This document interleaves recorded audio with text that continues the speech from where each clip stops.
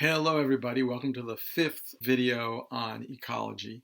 In the last class we saw that the amount of niche space or niche opportunity in an ecosystem provided an upper level on the population of an organism. And that was a surprising result. And then we asked, what can we learn about population biology in general? And so that is what we're going to talk about today, the topic of population biology and how populations behave. The simplest model of population growth can be seen as the result of two opposing processes, the process of birth and the process of death. And births add to the population and deaths subtract from the population. So we can talk about a birth rate and a death rate, which are usually measured in the number of births per unit of time, in humans a year, number of deaths per unit of time. And so population growth rate, which is often referred to as little r, can be measured as R equals B minus D. Births minus death, or birth rate minus death rate, equals the population growth rate. There's some simple facts that come out of that. If B minus D is greater than 0, then the population will increase over time. If B minus D equals 0, the population will be stable, not grow, stay the same size. Population growth rate is 0. And if B minus D is less than 0, the population growth rate is negative and will decrease over time. The first rule that's a little bit surprising is when B is greater than D, populations will grow exponentially. And in order to demonstrate this, I want you to do this little exercise right now. Certain bacteria can double their population every 20 minutes. So I want you to graph their population for the first 3 hours. And you're going to make a point every 20 minutes. So start with an initial population size of 10 at time 0. And then at time 20, the population size will jump to 20.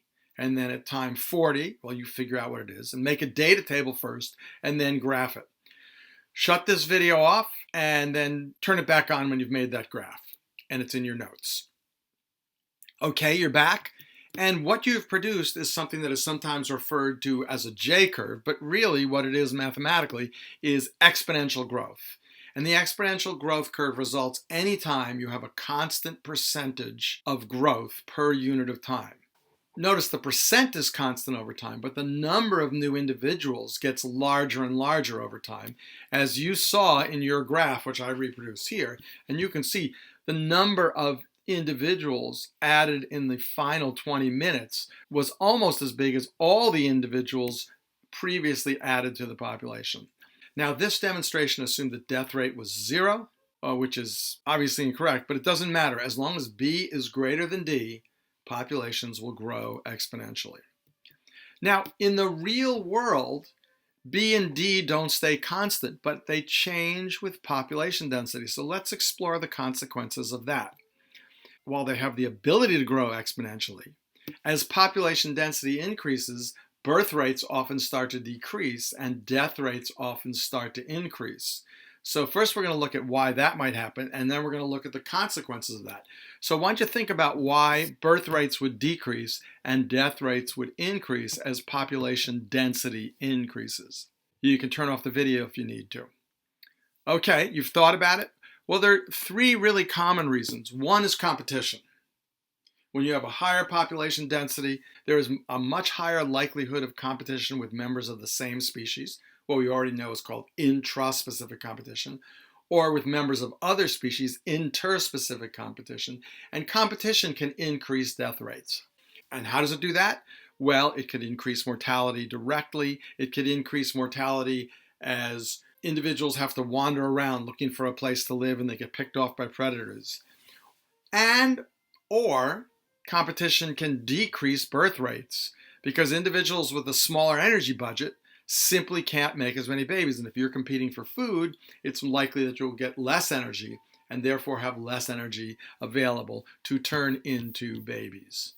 In addition, we have predation could increase with increasing density. Predators may become more common as they have a lot of food, or they may switch and specialize on the more abundant or common prey item, and that's a very commonly noted phenomenon of predators.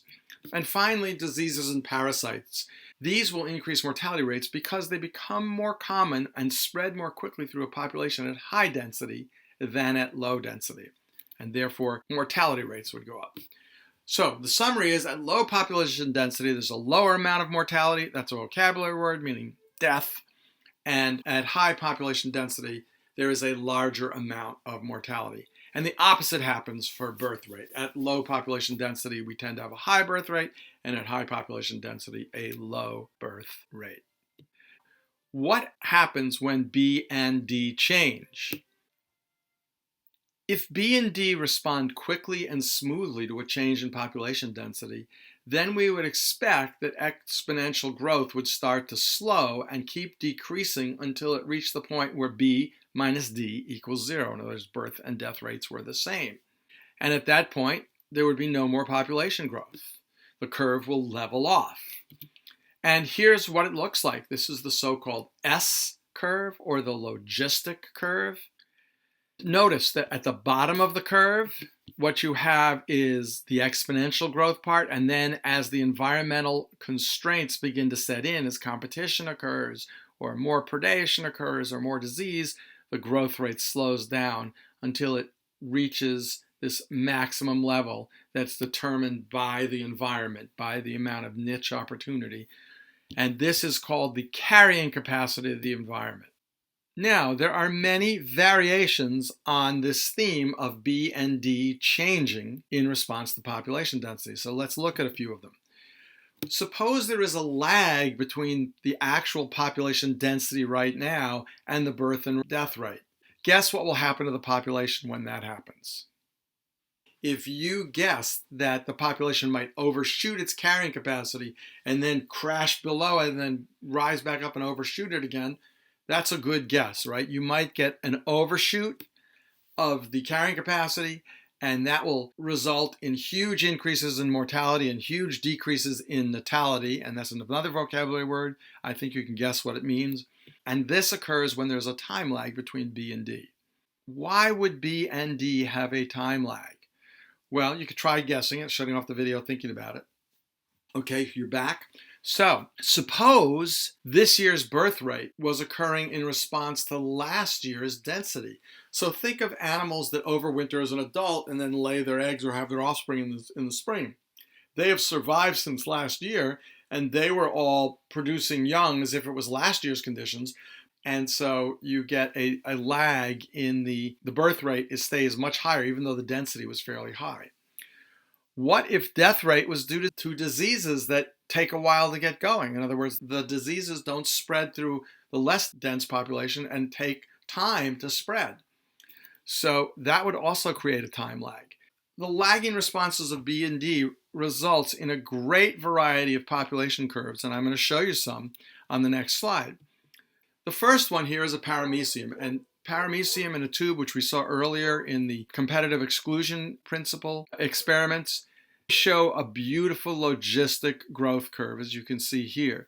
Now, this next thing, which is Daphnia, which is another microscopic aquatic organism, they show a time lag in getting going in response to low density, but then they produce a lot and they overshoot their carrying capacity, and then mortality sets in and they go below their carrying capacity, but eventually they reach their carrying capacity. And this kind of pattern is called a damped oscillation. In other words, it oscillates, it varies around the carrying capacity, but eventually it reaches it. In the song sparrow here, we can imagine the carrying capacity is somewhere around here, and there are wild fluctuations of the song sparrow from year to year. It seems to be oscillating pretty stably around some carrying capacity in here.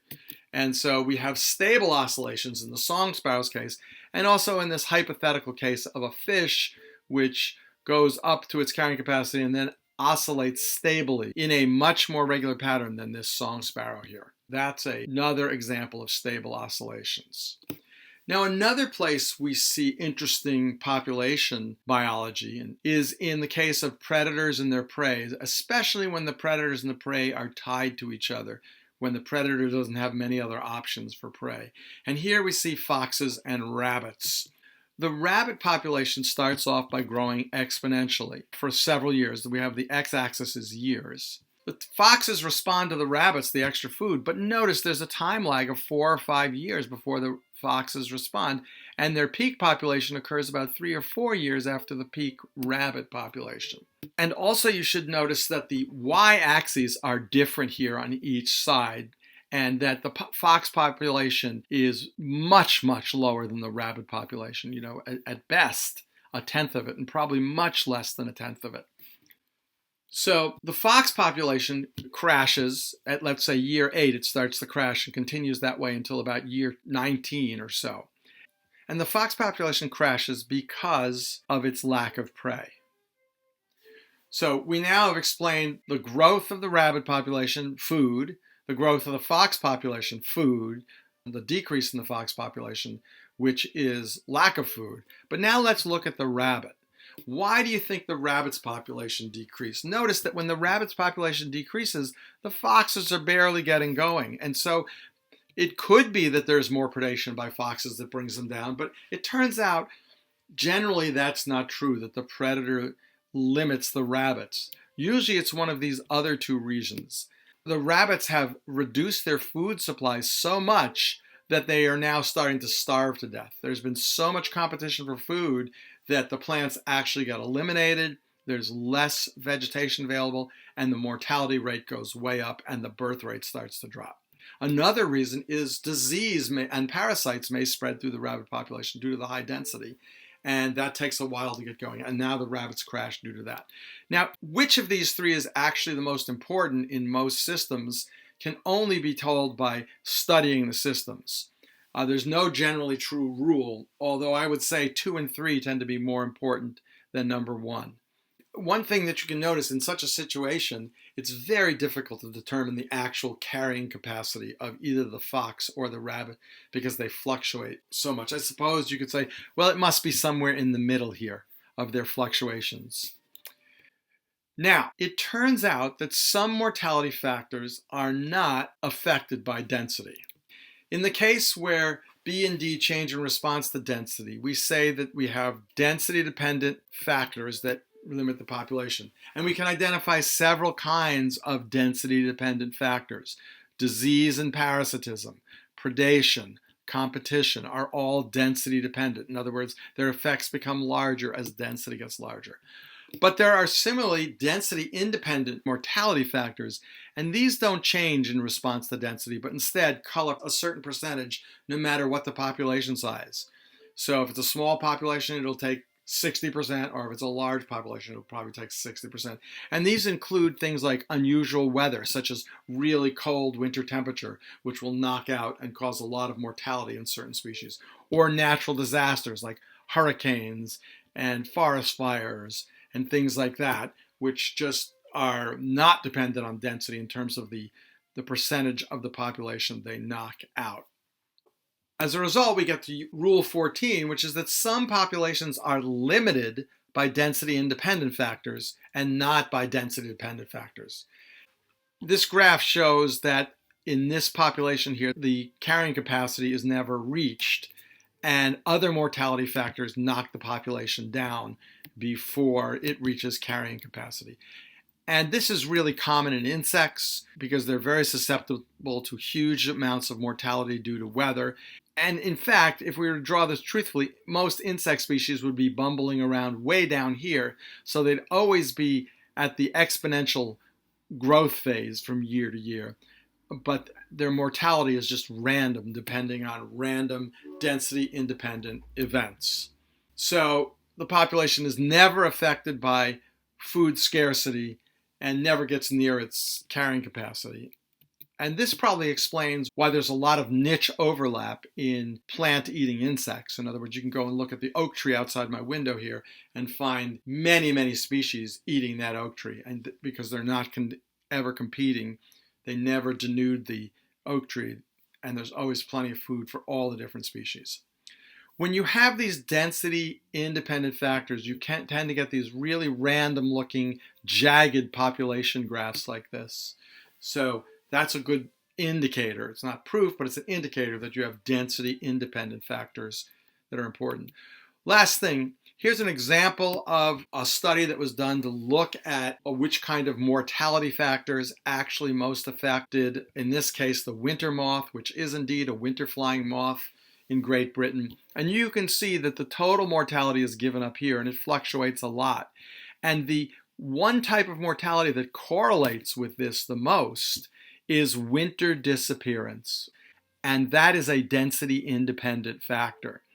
All these density dependent factors down here, parasitism, disease, predation, they all do not fluctuate with density, and they do not seem to explain what's going on in total mortality.